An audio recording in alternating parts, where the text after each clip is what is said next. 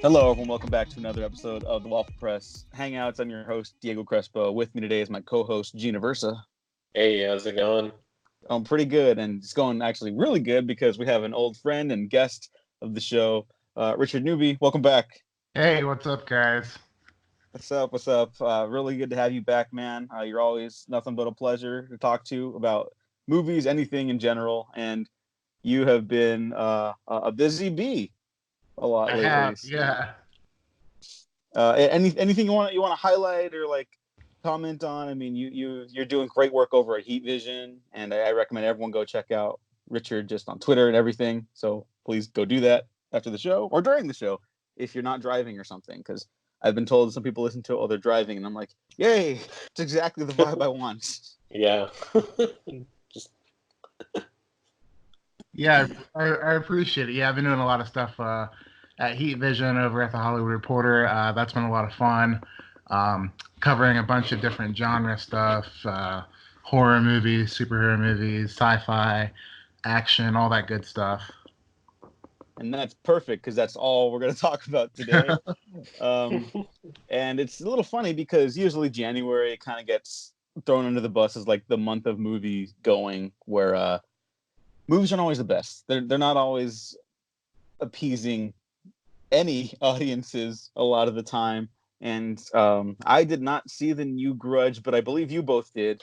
And I know that one was apparently a little more like I've seen some hardcore horror defenders of it. I believe Richard also was among them. I really liked it. Yeah, I liked it a lot. I thought that it was really unfairly criticized. I thought that it did a lot of interesting things. I really like that director too, Nick Pesci, who did a couple indie horror movies a couple years ago. The Eyes of My Mother, which is really good. Oh, yeah, that's a great movie.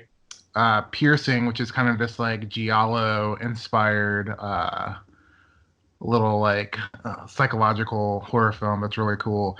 But yeah, I thought he did a lot of really interesting things with this new Grudge, and I think that Andrea Riseborough is just like fantastic. Like her performance, I gotta watch her in anything. You know, she just really has such an incredible screen presence, and especially for horror movies, like you can just like see everything in her eyes. Like when she's afraid, it definitely it hits you. So yeah, I wish that people had been a little more receptive to that. I think it kind of got brushed off with a lot of the J horror remakes that we got like in the early 2000s. But I think that this is like a step significantly above those. Mm-hmm. I'll have to check it out. That was a sell. Yeah, and Andrea Riseborough really, like, I didn't recognize her at first. Like, she kind of disappears in her roles too. I would say she was great. I was gonna say she was great in that movie, in the Grudge. Or is it just Grudge? I was gonna say that like she was like I was rewatching Mandy again, and like that movie doesn't work without her performance in the first half. Yeah, like, at all. Yeah, or she's the only good thing of my least favorite Black Mirror episode, Crocodile. Oh, that episode is devastating. Like, it is. It's so dark.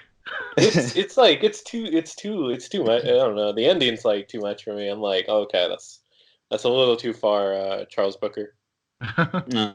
Well, speaking of dark, like I was mentioning, this is usually kind of like the dark space of film going. How do we feel about recent Januaries? Because like this last decade, we're coming out of the end of the 2010s, and that decade started with actually what I consider to be one of the best January releases ever, with The Grey, which is just like such an amazing film, Yeah. Like, and every once in a while you get something. Like I think Nonstop was like a January release, and I really love that. I mean, Liam Neeson like owned January for most of the decade, I guess. I thought you were gonna say like The Book of Eli for some reason. I like The Book of Eli. Yeah, that's an underrated movie. Yeah. How do we feel, Richard? What do you think is like the best recent January like experience that you've had? I really liked Escape Room last year. I thought that was super fun. I think there's been a lot of like good January horror movies. I don't know. I mean, I love horror movies, so I feel like I see pretty much all of them that come out. And I know that like January gets like like you were saying, it gets dumped on a lot for the kind of releases. But I think that there's been like a lot of consistently good horror movies for the past few years. Like Split came out in January, and uh, that was one that's probably my favorite of all the recent January ones. And then The Boy, that William Brent Bell movie with the doll, and it has Lauren Cohen in it, I think, Oh from yeah, yeah, Dead. yeah. She was. That one is super fun. That one's like a really good throwback to like some of the '80s horror movies. Like it's definitely like pulpy. Like it's not like A24 horror movie, but it's super fun, and I think that one's definitely one that stuck with me. I haven't seen The Boy, but I know The Boy 2 is coming out. Like Two Boy, Too Bad. Yeah. I don't know, but like I've actually heard a lot of like positive things about The Boy, so I guess I should check that out. And I think it's funny that you bring up the A24 style horror because like we immediately all got what you meant by that, Yeah. Just like I mean they made plenty of great movies too. It's just like we like you're a horror fan. We're all horror fans here, and the beauty of that genre and all genres is really that you should be able to do anything with them, And maybe when you work within the confines of a certain like aesthetic, it could be a little limiting. But I don't know. It's all subjective. It's just a little funny that we all understood like immediately, like, oh yeah, that's the thing. Yeah. Split is one of the best ones, and Gene and I actually were lucky enough to go to the M. Night Shyamalanathon last year, courtesy of Beyond Fest at the Egyptian Theater, and we got to watch Unbreakable, Split, and the premiere of Glass. Or I guess like was that the official premiere, or just like a special screening? Special screening, yeah. Okay, yeah, and that was a terrific experience. And Glass, being a January film, turned out to be more divisive than Split, which I think is actually funny. But like, I mean, I guess that's, I don't know, maybe because it's not like operating on like traditional superhero storytelling. I guess it's like kind of it understands it enough, but it's not like trying to appease that. I think some people kind of had trouble wrapping their minds around it. So I just wanted to take this time to talk about Glass 1 year out from its release, our thoughts on it, and also announce that we are doing a digital code giveaway for Glass for its 1 year anniversary. So if you listen to this episode, please retweet the episode from the Waffle Press Twitter account, like and subscribe on YouTube and SoundCloud for a chance to win, or just spread the word. Every like, retweet, and subscription gets you an extra chance to win the digital code, and we'll announce the winner at the end of the week on Friday.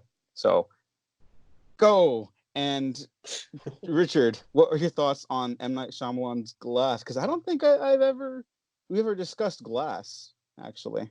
Yeah, I'm a big fan of Glass, actually.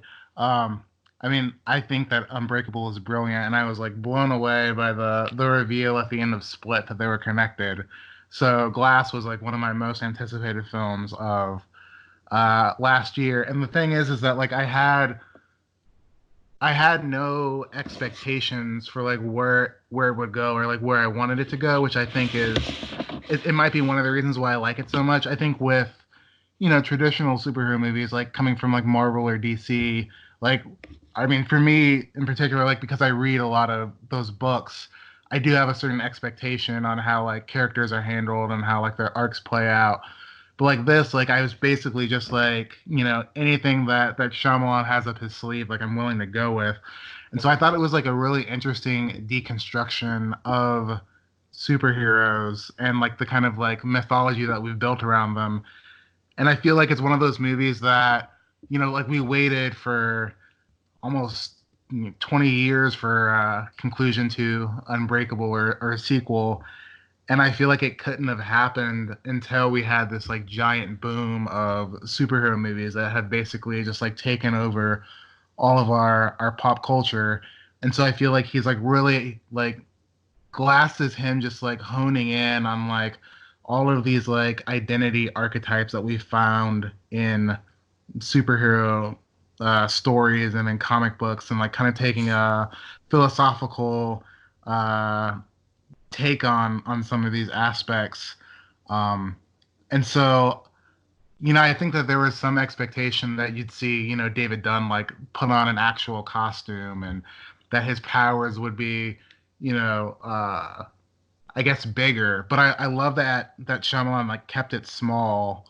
Um, and I even love like what happens to the characters in terms of where they end up, and it's tragic, but it also like I think it's a commentary on legacy, which I feel like so much of comic book lore and superhero lore is built around this idea of legacy. Hmm. Yeah, especially like all the DC comics too. Yeah. Yeah. Yeah. Gene, when you're out, how do you feel?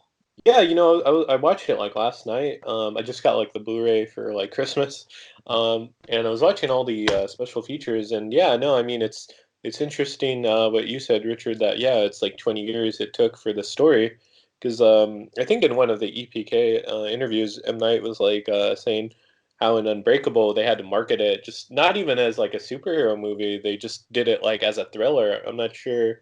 God, that came out like 20 years ago, but like the trailers for that were just like train crash and like one guy survives. And it was very like the marketing was like the Sixth Sense, like a mystery box sort of thing.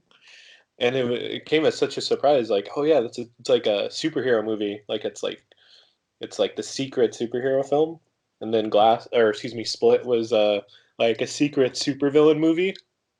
And then like Glass was just its own thing. Um, But yeah, no, I love Glass so much. I think it's probably, I think it's most likely the favorite of the trilogy for me. It's probably neck and neck with Unbreakable. I do like Split a lot, but yeah, I mean, you know, I was very satisfied with the ending. Yeah, just the way they kept, I mean, they had a lower budget, but just the way it kind of went on this like belief in like because it's like this they're powered by like self belief almost, and that's so cool. But I would have liked David Dunn to have a cooler superhero name because I'm not sure if anyone remembers in Unbreakable. He's reading that comic and it says like the Century, and I was like so certain that would be his like name because like the Overseer. I'm sorry, is kind of like it's a little lackluster, but still love the movie. Were you I, guys I cool with I the like the Overseer? Century too, but like the Overseer's fine. I mean, that's I guess if I have a quibble with the movie, maybe that's mine too. Um, but like when you're out for me, I also it's something that I like more like as time goes on too, because I think even on the episode we did on it, Gene, like when it Hmm. came out, my big thing initially was that like I probably did have expectations for it too that were like leading me one direction. So like Hmm. every 15 minutes from the movie would like bring up a new idea or like start exploring something else. I was like, I don't know about this. And by the time it got to like the next step, I was like, okay, no, I did like that. Whoo, and Yeah. I'd breathe a sigh of relief. And then something else would happen. I'd be like, I don't know if I liked it. And it just kept happening. And Yeah, then a I lot of ended up liking all of it, but I was like, I just had to go through the emotions of that. So constantly I was like, did I like that as much as I think I did? I don't know. I got to see it again. And I saw it again. I was like, no, this is great. And yeah. it's just this really beautiful story about these people that like have so much like stacked against them, and they're positioned like to only be certain things, and like their I guess their potential is what makes them special too, and like how even through all of this, like I understand we can talk spoilers because it's this year out now, but like I Yeah. understand why the ending is controversial at least, where Hmm. it's like, oh, there's a secret society that was like watching over everything the whole time. Like I can see why that might read false, but like the films are all about like those structures already being there. It just Yeah, hasn't because been like personified, you know. And so right. to me, that was like a really beautiful thing. Where it's like, yep, they still like they won the day, but the people connected to people like David Dunn and Samuel Jackson and James McAvoy, they're able to spread the message, and so no one else has to go what they went through. You know? Yeah, because I Uh, was I- gonna say like, oh, just that the institutions themselves are almost like they're the main supervillain in the movie, really. Yeah. I mean, it takes place in an asylum, like not an accident. You Yeah. know? Yeah, I think that's interesting. That's one of the things that I liked about it too, is that I think the film like kind of shows this like evolution of, the actual like it's kind of meta in a way, like the actual evolution of comic books where started with this focus on, a hero fighting, regular street level crooks, and then fighting supervillains, and then, now modern comics, so much of them is based on like fighting institutions and these secret societies, and you know whether it's like things that have been corrupted, like Shield or Checkmate in DC. Like there are these institutions that are like pulling the strings essentially. And so I thought Glass like handled that in a really interesting way. um, and also like the whole like team aspect, like I feel like it also like commented on how we started off with these like solo characters who are having their own separate adventures, and they all team up together. um and I feel like the fact that I really appreciate the fact that like Shyamalan constantly returns to like physical comic books in the movie. Like characters are like reading over them, they're like researching them, they're like kind of like these sacred texts for him, and they're kind of like influencing how they come together and how they make these choices that lead them to where they end up in the end. Mhm. Yeah, it's a really beautiful story about people, and also like you brought up, Richard, legacy for their identities, and also I think just for the medium itself. Like here's what came before, and here's like Shyamalan's not even passing the torch, just like his evolution of it. And I think that's a really just great way of looking at storytelling as a whole. I mean, fucking Star Wars is like, oh, I can't make Flash Gordon.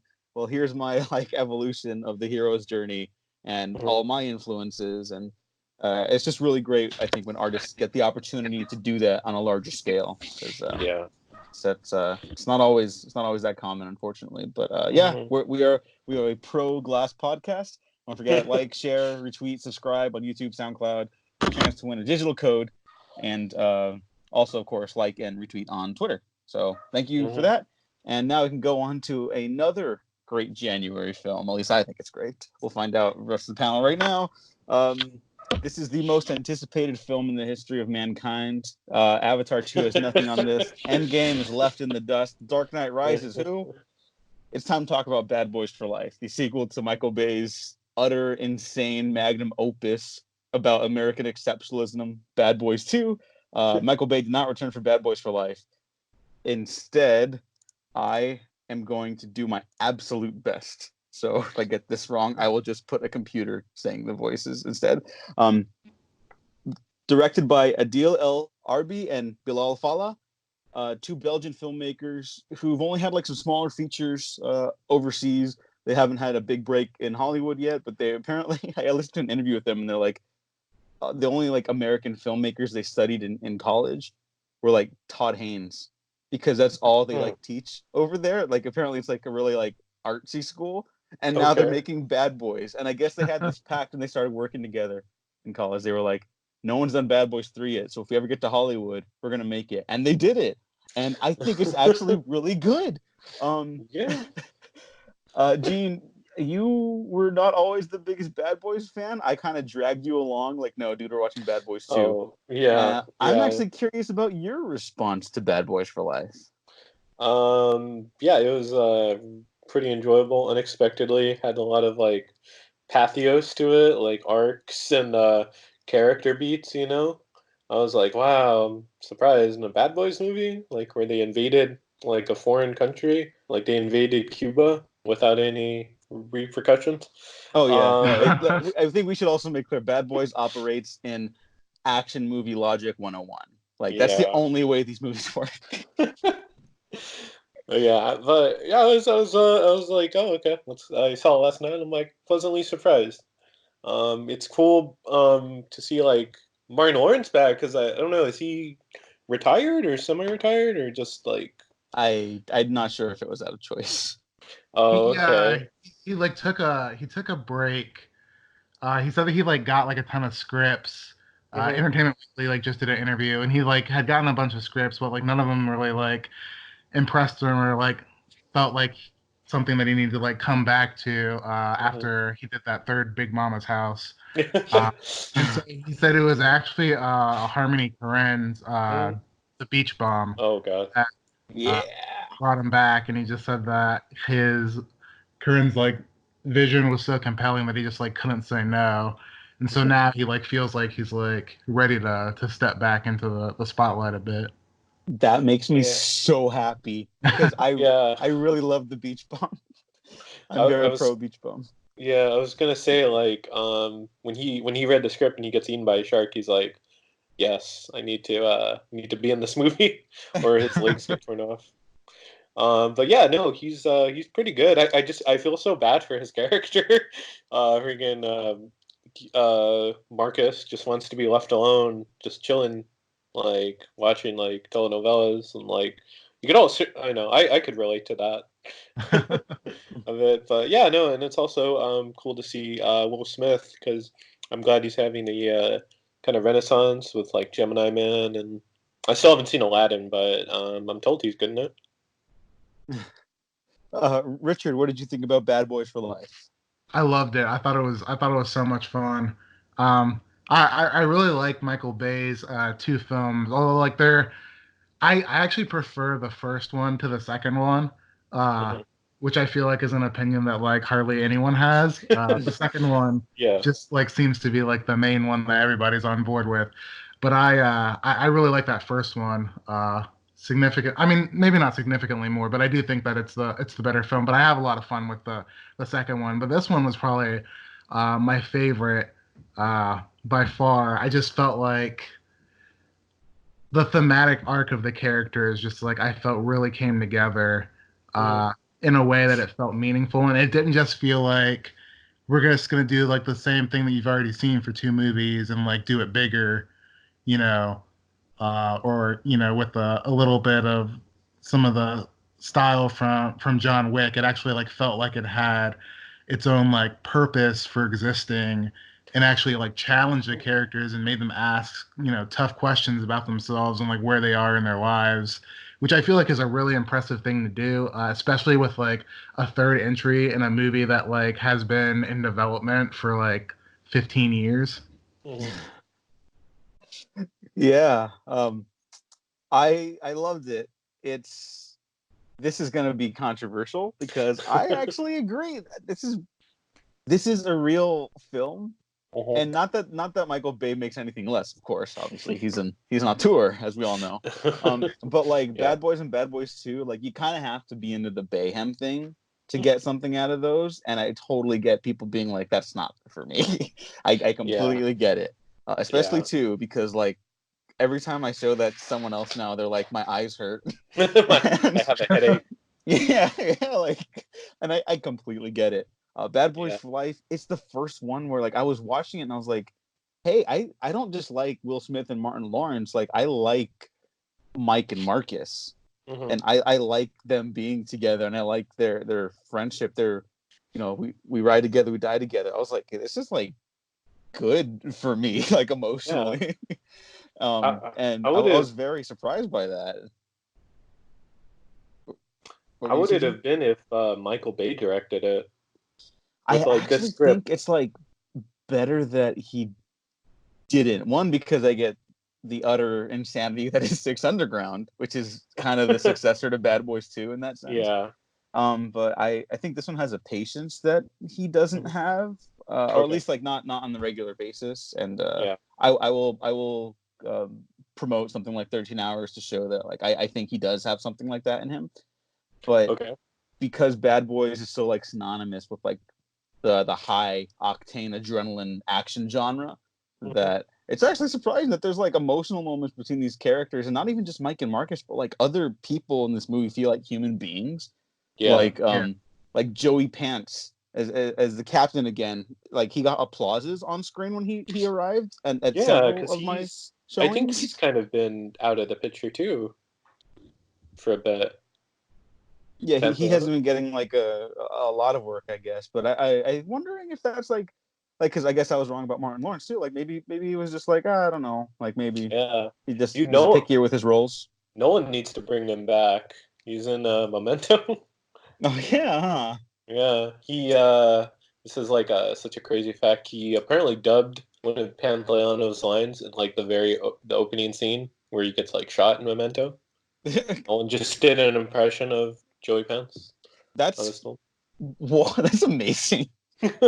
Nolan's like the weirdest dude because he'll be like, Yeah, he has the reputation of being like such a serious filmmaker, but then he's also a Michael Bay fan, and he's yeah, also like, oh yeah, MacGruber. I love MacGruber. And it's He just like loves what? MacGruber.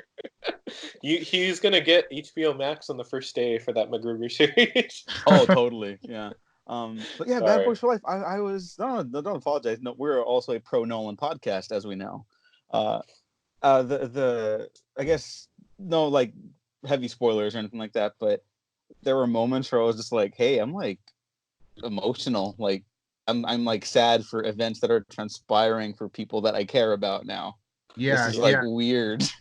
I felt really emotionally connected to it, and like that's one of the things. Like I wrote a piece about it this weekend for Heat Vision, and like one of the things I talked about was kind of this like maturity that I had found without Michael Bay, and like I like Michael Bay too, Mhm. um, but I like you said, like you have to be in a certain mood for his work, and I also think that I don't think that he's necessarily like interested in like the idea of like maturity.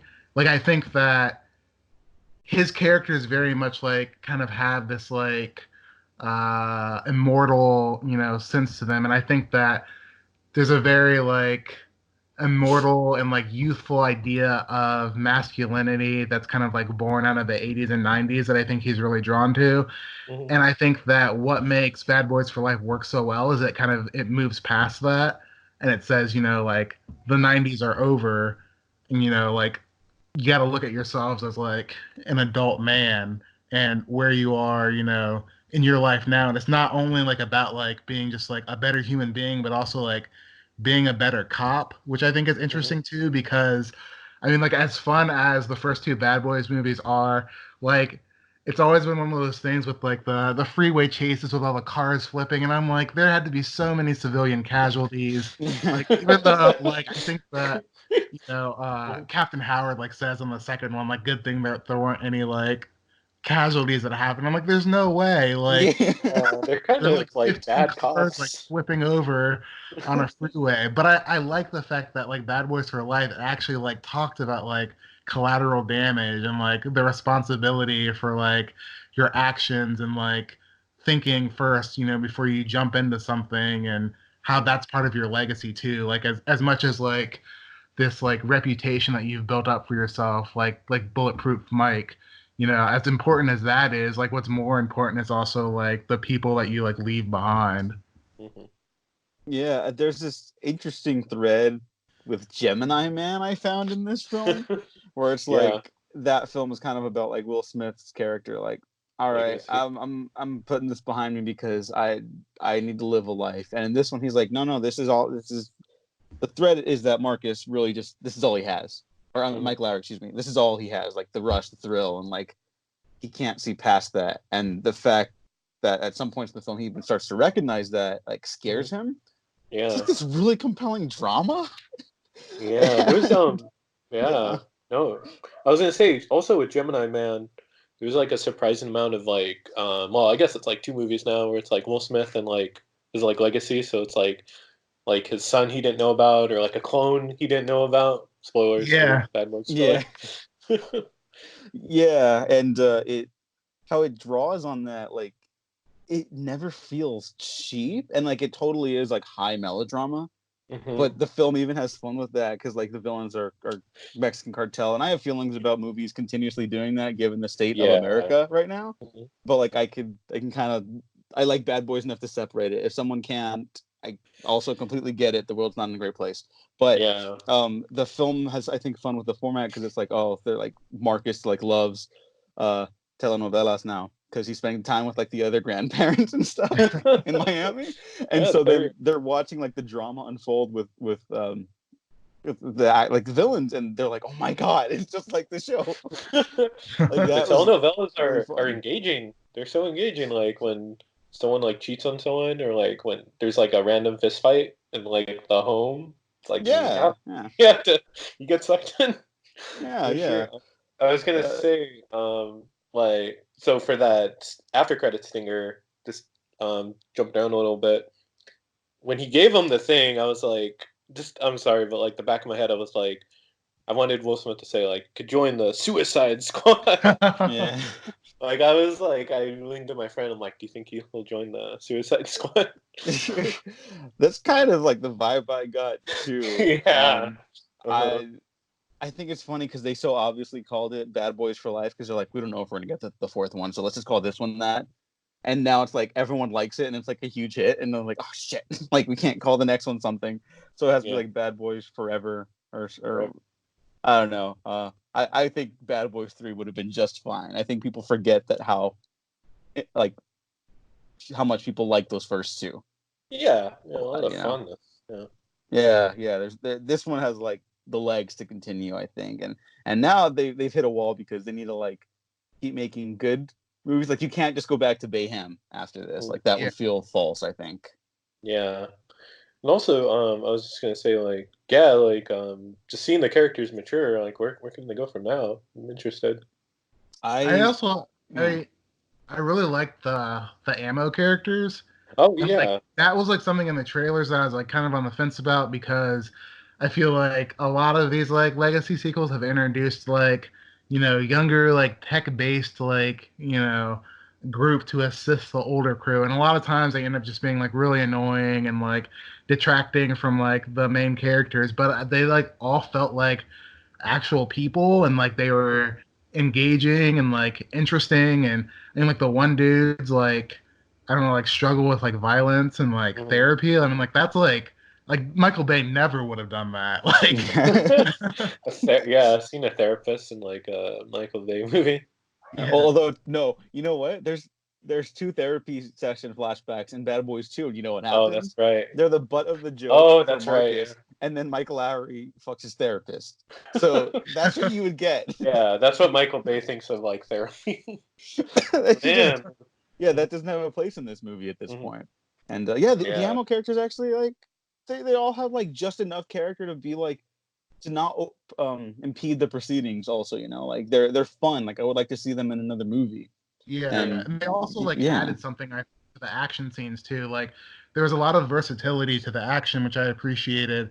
I think that I think Bay like sometimes like struggles with like doing like a lot of the same thing for like too long. There'll be like a 15-minute action sequence on like a freeway and it just like keeps going and going. You're not really seeing like the stakes rise, but I feel like the addition of like these other characters and like their own like specialized sets of skills like really helped add some variety to the action. Yeah, and sometimes also with Bay like the logistics of his action doesn't make sense. Like infamously, I think in Transformers, like the final battle, and then even like the scene where like Sam's trying to get away from like that one Transformer that's a cop car. It goes from like early morning to like night in like one cut, he does that a lot in his movies. Yeah, it's like I feel like that's a feature at this point. Like it was a bug and then now it's just like a thing. Now it's just a feature. And like whatever. But this one, the action's a lot cleaner and constantly like engaging and fun in different ways. It sounds like we're all pro Bad Boys for life. Yeah. Right? We're bad boys for life. Yeah. All right. So we got to move on because the main topic of the show is aquatic horror films and underwater. But I just want to get this in. Who should do the next one? Because my pick is always Shane Black for action movies. Yeah. And I just feel like because he can be funny and handle drama really well. I think they should also not go back up to like a $200 million budget, but that might just be me. Just keep it like this. Make it Lethal Weapon scale. Nothing crazy. Like there's not like a huge plot going on in this movie, and it works so well because it just lets the characters breathe. Yeah, which again is just fucking weird for a Bad Boys movie, and turned out to be the best decision. But like I would like that. I'd like to see like the same like team actually like return. Like I think these directors, and like I'm not familiar with their work outside of this. I think they've done like a couple like smaller, because they're Belgian, so I think they've done like a couple of like smaller Belgian films. But I'm really excited about like I feel like they're like these new voices in like the action genre, and I'm like pretty excited to see where they go. So I'd like to see them return. And also, yeah, like the budget for this was like 90 million, which I think is like so impressive. Like for today when I mean if you're spending like almost like $200 million on a Doolittle movie, you know, Oh like my God, to make a Bad Boys movie for 90 million, it's awesome and clearly like it's working out in their favor. oh my God. How much is I'm sorry, it's like how much is Doolittle gonna lose? Oh, It's well, like back to back with the Cats release, someone's oh God. losing the Sounds job not at good. Universal. Not That's kind even of sad. Dr. Doolittle, it's Doolittle. Well, at least Robert Downey Jr. still has Iron Man. Oh Uh, shoot, sorry.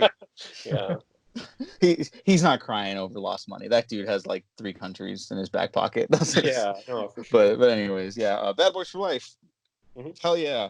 Oh, Also hell yeah. At least for me, was Underwater. Not a perfect film. yeah. I got some smaller beef. Mhm.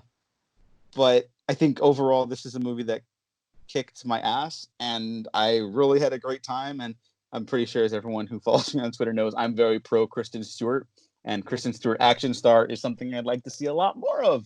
Yeah, who knew? Richard, what were your thoughts on Underwater? Yeah, I had a lot of fun with Underwater.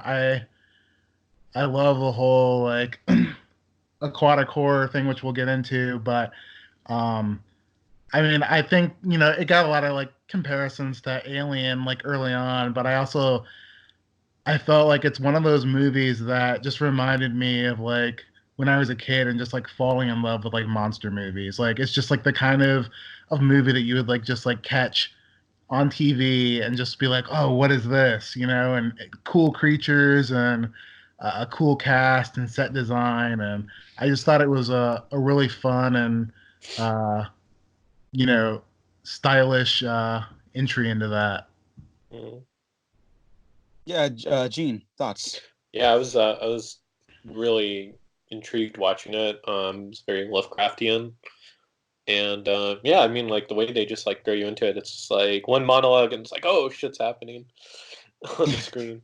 I'm like, oh, that's cool. Like, Yeah, yeah, I was, the mhm. alien vibes were strong with this one for sure, and I know everyone Yeah, says that, but like, I actually wish it was more there. Like, I think some people saw that as like a detriment. I'm like, look, when you're making so many movies at a certain point, like you're gonna mhm. have some crossover with influences, and like Yeah. that doesn't mean Well, anything, you know? I Like, always say that like line from Swingers. Was it like I think one of the I think like John Favreau says it where it's like, oh, where they copy the shot in Goodfellas. It's like, oh, come on, it's movies. Everyone copies everyone. yeah, I mean that's like Quentin Tarantino made a career out of that, and he's Yeah, one of the best yeah, to ever do it. exactly. There Like, you go. there's nothing wrong with that. And I actually wish it had more alien vibes because I liked the characters. And like, if here's what I'll say, because T.J. Miller, he dies the worst possible way, and I like cheered because Yeah, a lot of T.J. Miller. people. A But lot of like, people. if he wasn't like a piece of shit, like that character would have been like fun, And like, I liked all the Mhm. actors and the characters. Like, I just want to spend more time with them beforehand. And that's like the beauty of something that's slow paced like Alien before it's just like, no, you're in a roller coaster ride now, and now everything's going to shit. Like this one is Yeah. just a roller coaster ride with some really great character stuff in it, and Mhm. I'm fine with that. It's just a personal preference thing. Yeah. This is also shot by the same director of photography as I believe Rango and the Ring remake, directed by Gore Verbinski, and A Cure for Wellness. So I really love that dude's work, Bojan Bocelli, Yeah. and I think he gets some. It takes the movie a minute to find its footing for me, at least. Just not just because we're thrown into the action, but just Mhm. like the way it's cut and the propulsion. I wanted to settle a little more, and then by the back half, when things are ratcheting up even more in ways, I was like, "Oh, we're going here." Mhm. Which we have to talk about spoilers for this because the director confirmed something that I was like, "No, that's not what that was." Um, Wait, what happened? Okay, so I guess we'll just jump to the end really quick, and then we can talk a little bit about more stuff. Sure, we yeah. like. No, I'm like 'Cause- legitimately curious. Okay, so another friend of the show, Andy Gomer, had mentioned, because we saw it the same day, and I liked it much more than him. Andy, if you're listening, you're wrong. But he was like, "Oh, like, what'd you think about Cthulhu at the end?" And I was like, "That wasn't Cthulhu. It's just inspired, like the same way it's inspired by Alien. It's probably inspired by Cthulhu too." And then the director, like literally 2 days before recording this, was like, "Oh yeah, like that was Cthulhu." Like at first we are just like, we need like a weird monster. Pull designs from this.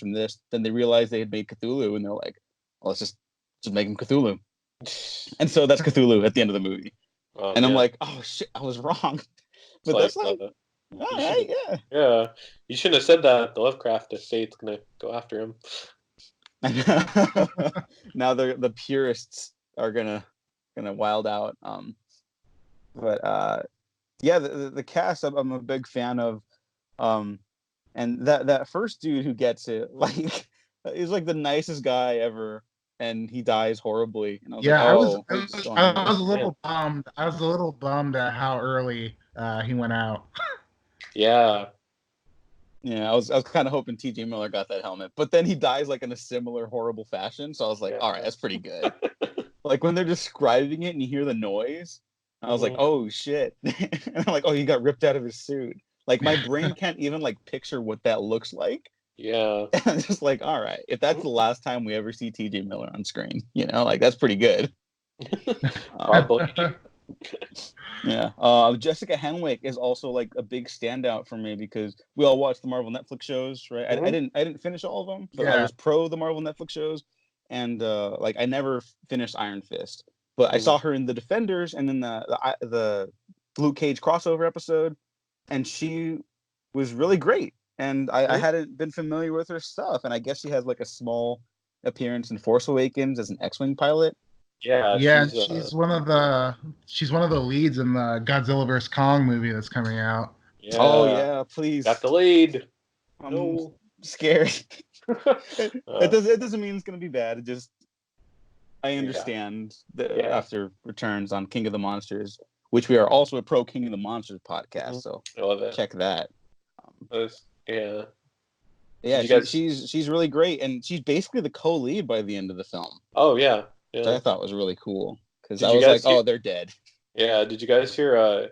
She almost got like the role of Rey. Yeah, I did hear that. It's pretty crazy. Yeah, I think like there was a couple people that were really close, and I love Daisy Ridley, so like nothing. I think she is Rey, kind of the same way like Robert Downey Jr. is Iron Man and Chris Evans is Steve Rogers. Like I think Daisy Ridley is Rey. But I also think it would have been neat to see a woman of color be Rey, because I think Naomi Scott from Aladdin and Charlie's Angels was also pretty close to getting it. I'm like, these are two great actresses. I'd like to see them pop up in more stuff. Keep giving them opportunities because they're so obviously like stars. Oh, for sure. They got that like legit talent. What did we think about a favorite set piece for underwater? Because all of these have like one big standout set piece, and I'm actually a little torn on which one would be my favorite. Richard. Mine is the one with the dangling bodies of the mer creatures. That Kristen Stewart's walking through near the end to get to the airlock. And it lifts up and it's the foot of the creature. I thought that was really cool. That was a really tense sequence too. Yeah, that one's really good because of that. Like, it's not even a reversal. It's just like, oh, you think she dealt with that, and like, oh, that's right. There's more. Oh, it's not just that there's more. This is attached to a bigger thing. It's like, whoa, like it keeps going places, and I can't catch my breath. And credit to the film because I expected to be like entertained at least, and like enjoy most of the cast, but like it's really intense. Like I caught myself like kind of catching my breath after every couple moments. I was like, dang, like this is a good January. Like good. I saw this and Bad Boys for Life within the span of 2 weeks.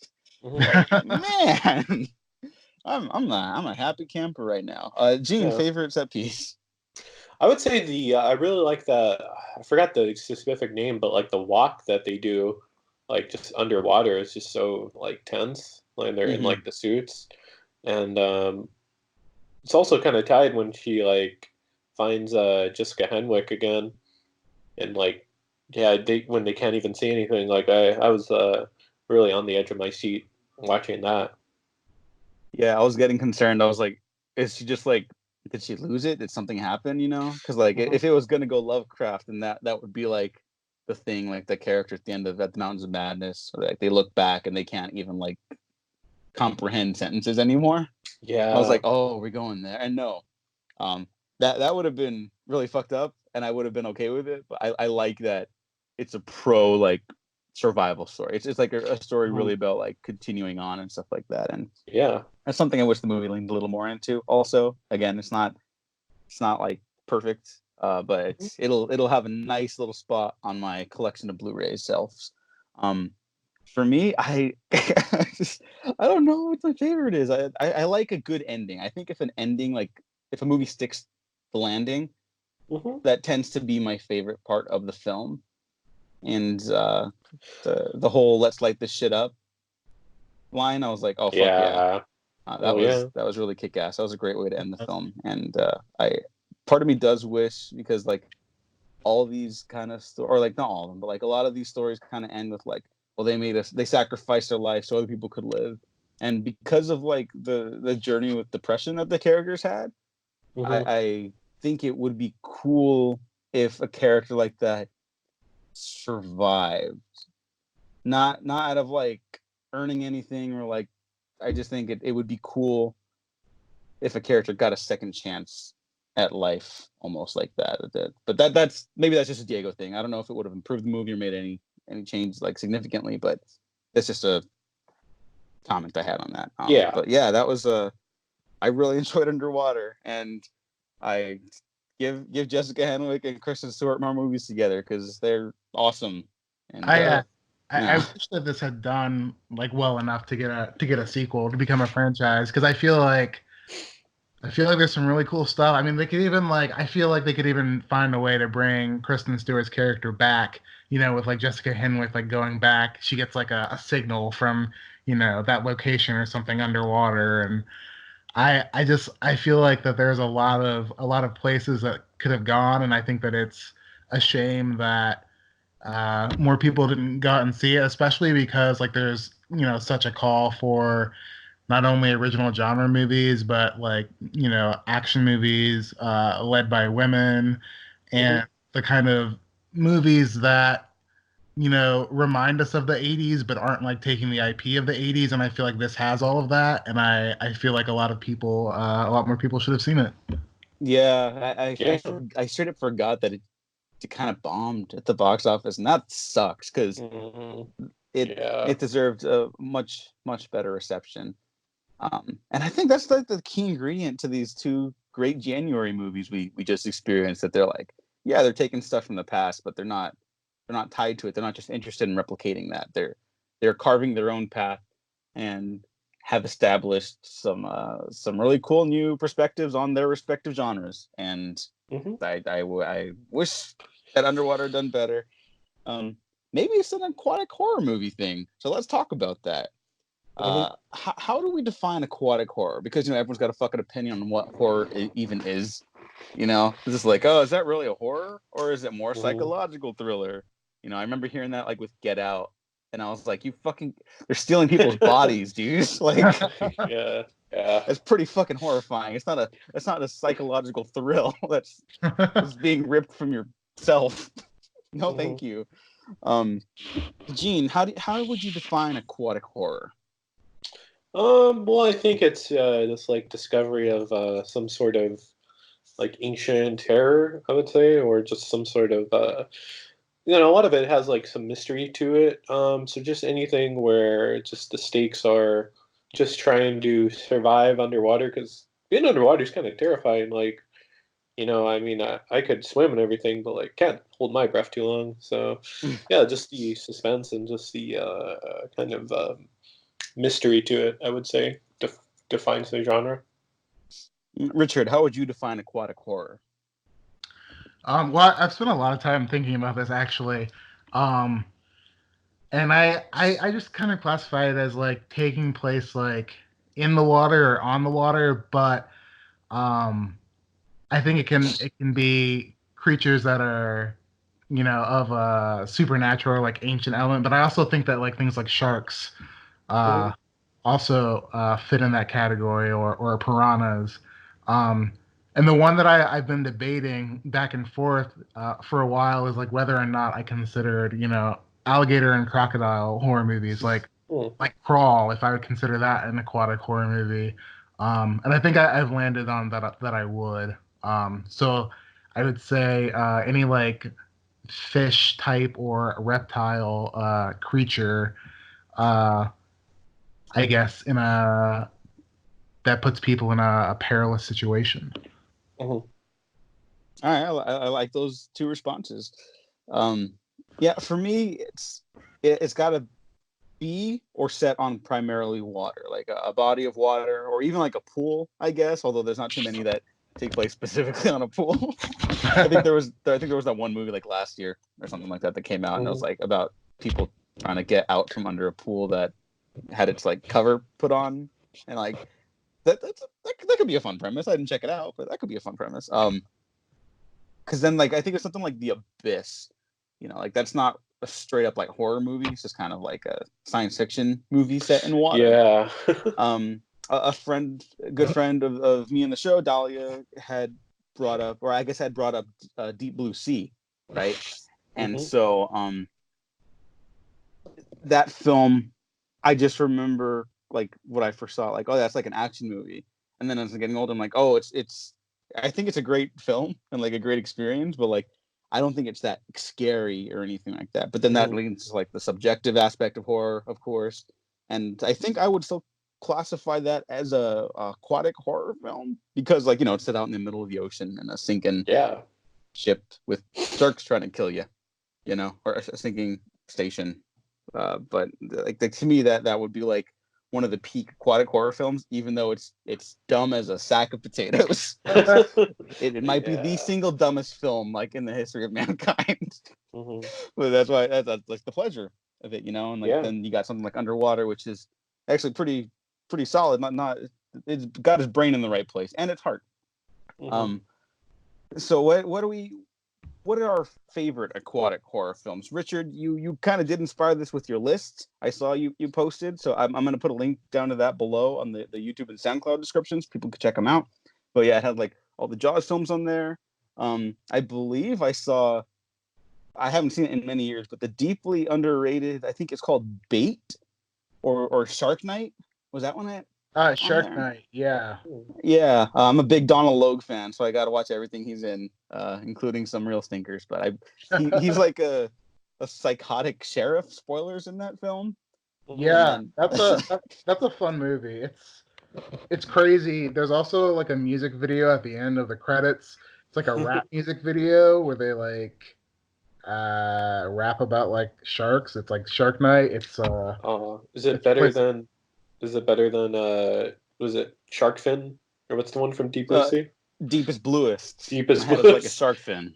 Is it better than that though? It doesn't have the same hook as that, but Oh, okay. it's definitely worth a watch. I'll have to rewatch that soon then, especially because I had no idea about that ending.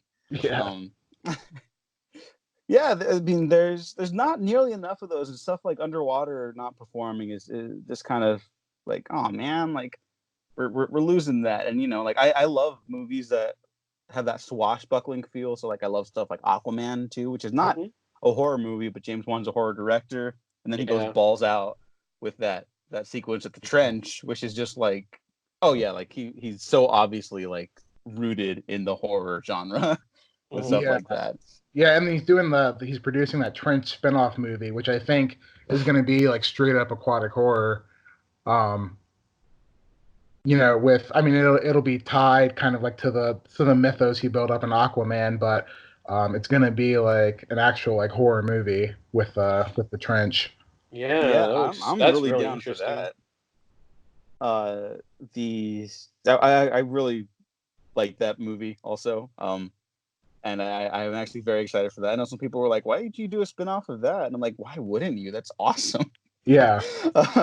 There's some other great ones that are definitely a little more underseen. I believe I haven't seen Deep Star 6. I know that one's a big fan favorite. Deep Rising, though, directed by Steven Sommers, I think is just like a real fun, solid aquatic horror movie. It takes place on a cruise ship where people are going, like pirates essentially, go onto the cruise ship to rob its occupants. And lo and behold, something else is on board, and it is a lot of fun. I believe he did that like the year before The Mummy.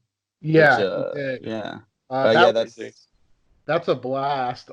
And one of the fun facts about that one is that if you remember the ending, they land on an island, and they see the trees moving, and they hear something. You don't see what it was.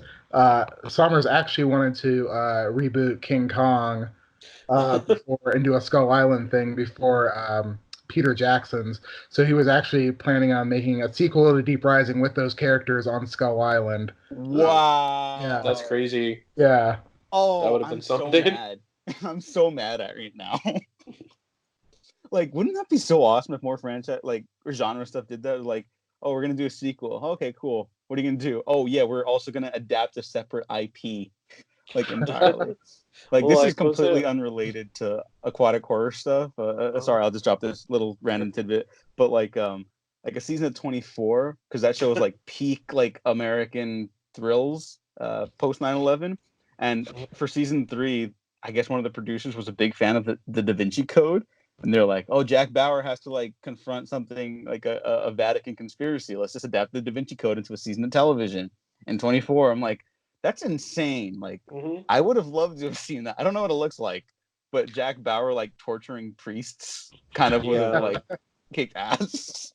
Just I was gonna say, well, was it like the Die Hard sequel with 24? Die Hard 24/7. That's a great title. Yeah. I know you're not a fan, but that would have owned Diego's life.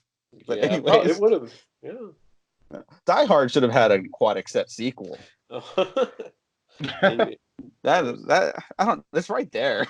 But whatever. Yeah. Speed got one. Speed 2 Cruise Control. Oh god. Oh yeah. Oh no. It sure did.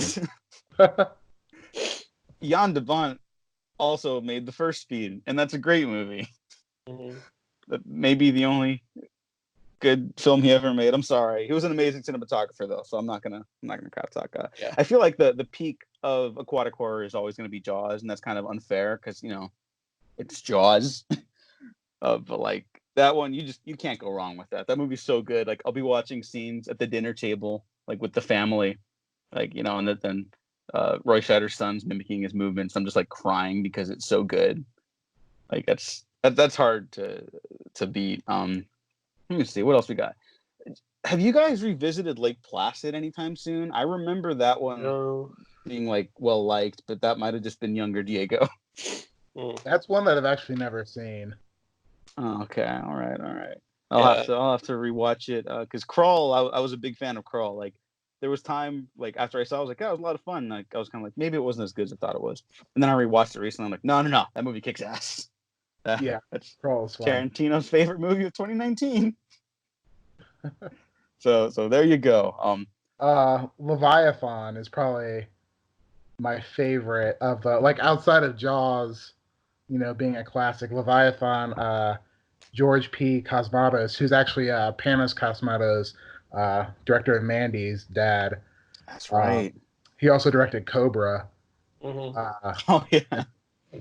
Leviathan is awesome. It has Peter Weller in it, and Ernie Hudson, Daniel Stern, and it's like a mashup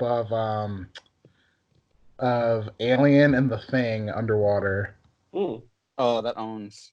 Yeah. All right, so I got to watch that one. That one sounds like it just jumped to the top of my watch to list. All right, but to wrap up the episode. In honor of Avatar 2 and Aquaman, because apparently those are the only movies that are going to be set near water after Underwater's performance at the box office. What film franchise do you guys think should have a sequel set primarily in or around water? I had a really random one. All right. It was the only thing that came to my mind. Ninja Turtles, because they have a lot of aquatic villains. like Leatherhead, the giant crocodile that's not like Killer Croc or the lizard. I didn't even think about that. Yeah, that'd be interesting. Like they're trying to fight the foot in some aquatic facility, and then they get trapped underwater. And I think they could kind of breathe underwater. Yeah, turtles Turtles. can breathe underwater. Yeah, like those turtles can. Yeah. They are full of They need water to survive. Yeah. So I don't know. They'd have to be limited in their movements, martial arts wise, and yeah, it might be difficult for them. I'll pitch that to Michael Bay. I don't know if he still has a license, but maybe. Richard, what do you think should have a sequel set in or around water? I think that a Purge movie Ooh. set like on a cruise liner that just like shuts down in the ocean and starts to sink, and the Purge start, and you got all these like people in masks just like hunting others. I think that would be really interesting. I don't know. I've always like wanted to see like kind of like a big slasher movie like set like on the water, and not like Jason Takes Manhattan where like you're like not really, he doesn't really do much. He just like kind of like creeps around the boat. But something that like really utilizes that space and utilizes water, and you know a ship steadily filling up with water and people having to swim for their lives, I think could be really cool. Oh, hey, that's a good one. Really quick, the one I didn't mention and I totally should have mentioned was The Shallows. I love The Shallows so much. Shallows is great. Yeah, that and 47 Meters Down, which I did not give enough credit to on its initial release, has some really great set pieces. 47 Meters Down is really cool. I like that director now. One. There's a recent one that just came out on Netflix on Christmas called Sweetheart. By J.D. Dillard. It has Kiersey Clemens in it. And that one's a really cool one. Blumhouse produced it. Yeah, I remember hearing like people bummed that didn't get a theatrical release because apparently it's like a real crowd pleaser by the end. But, I'm looking forward to that. And I guess my underwater sequel or my sequel around it is like I kind of gave it away already. Like I'd like a Die Hard sequel on there. Like I know we got Speed 2 already, but like I've always said I don't think the premise of that is bad. It's just the movie doesn't work. At all. And like John McClane is just like a dude who's like grumpy, drunk, and like tired all the time. So he's like, I'm going on vacation, on a cruise ship. It gets taken over by another Gruber or something like that, and just like it's right there. I don't know why they never put him on a cruise ship. I guess maybe Speed 2 like just like turned everyone off from like cruise ship thrillers, which I get it after that, but like I don't know, that to me that seems like a perfect setup. Either that or put him in Hawaii. Those are my suggestions, or maybe like a Nice Guys sequel. It takes place in like the piers around Los Angeles because you already saw like the other stuff already, but I also just want more Nice Guys. Basically, I want action movies to take place in the high seas. But that's it. Some other people tossed in their favorite aquatic horror films on the Lawful Press Twitter, so I just want to read out some of those. Leviathan from Dawson Joyce. That's the one Richard mentioned, and I guess I'll have to check out. Deep Rising from at the Mighty Mark, because also at Ginger Henry, The Abyss, and Into the Deep, which I have not seen. Into the Deep. Underwater is my fave now. I'm like, yes, good on you, Ginger Henny. At Emperor OTN1, I wonder who that is. At Deepest Bluest, my head is like a shark fin. Lots of great choices and a really underutilized genre. So let's do our part to make underwater aquatic horror like have a comeback. Make sure Underwater is your first Blu-ray purchase of the year because it deserves it. Richard, thank you again. Sorry, went a little long, but thank you for joining us. I'm always happy to talk you on. Yeah, thank you. Yeah, where can the people find you? I'm on Twitter at Richard L. Newby. Yeah, please go check out everything he does.